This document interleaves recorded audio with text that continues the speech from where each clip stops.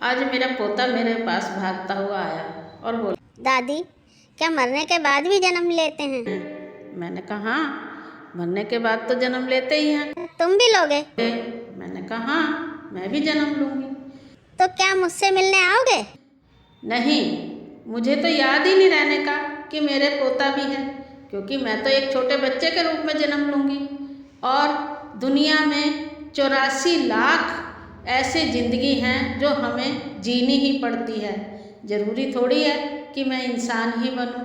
हाँ, मैं तुझे इसके ऊपर एक कहानी सुनाती हूँ। चलो आ जाओ, बैठकर कहानी सुनते हैं।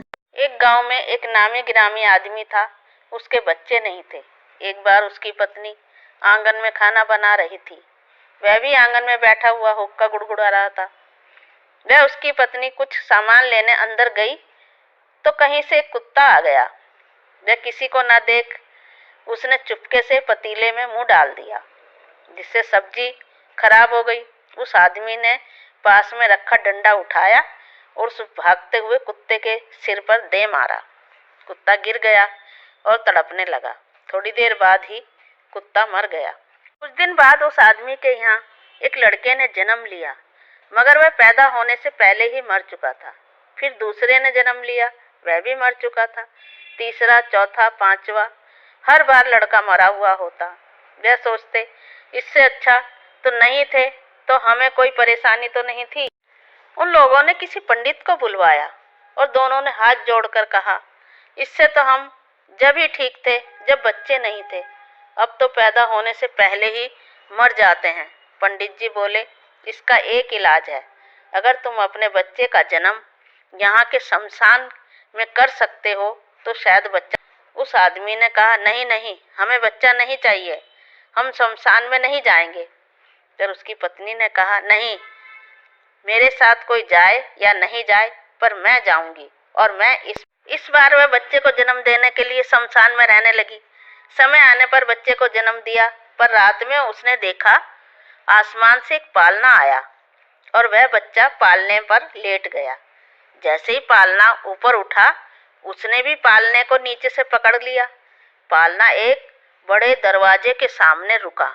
वह पालना रुकने से पहले उसने पालना छोड़ दिया और छुपकर देखने लगी।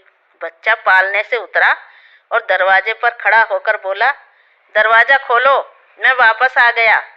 अंदर से आवाज आई, नहीं, अभी तुम्हें उनके साथ रहना है। बच्चा बोला, नहीं, मुझे इनको तड़पाना है।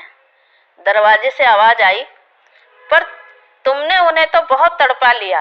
बच्चा बोला, ठीक है, पर मैं खेलता हुआ कुएं में गिर जाऊंगा, तब तो दरवाजा खोलोगे? वहां से आवाज आई, अगर उन्होंने कुआं ढक दिया तो तुम क्या करोगे? तो वह बच्चा बोला, फिर मेरी शादी में मेरे ऊपर गेट गिर जाएगा और मैं मर जाऊंगा, तब आऊंगा, तब तो दरवाजा खोलोगे?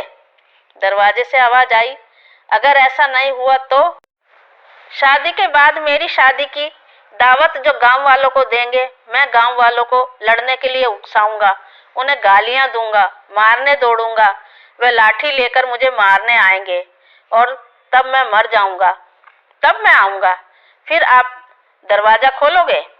फिर आवाज आई, अगर ऐसा भी नहीं हुआ तो फिर मैं अपने माता पिता की सेवा ताउम्र करूंगा और अपने सारे फर्ज निभाकर आऊंगा। और वह बच्चा पालने में बैठ गया। पालने के ऊपर उठते ही उसकी माँ ने पालना पकड़ा और नीचे आ गए।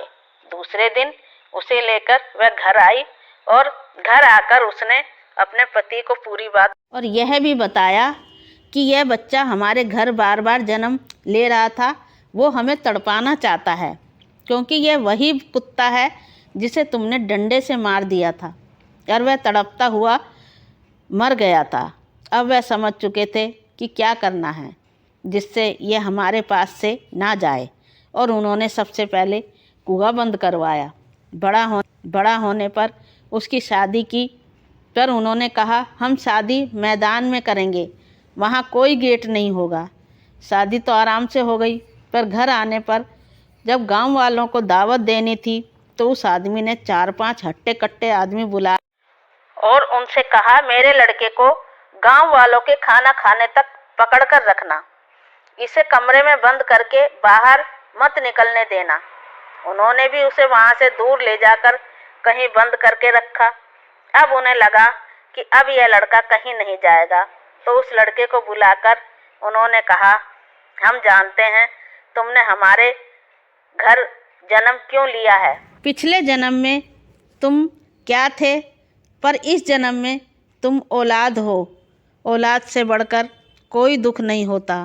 अगर ना हो तो सिर्फ एक ही दुख होता है कि हमारे औलाद है नहीं, पर होकर मर जाती है तो 1000 दुख पैदा होते हैं।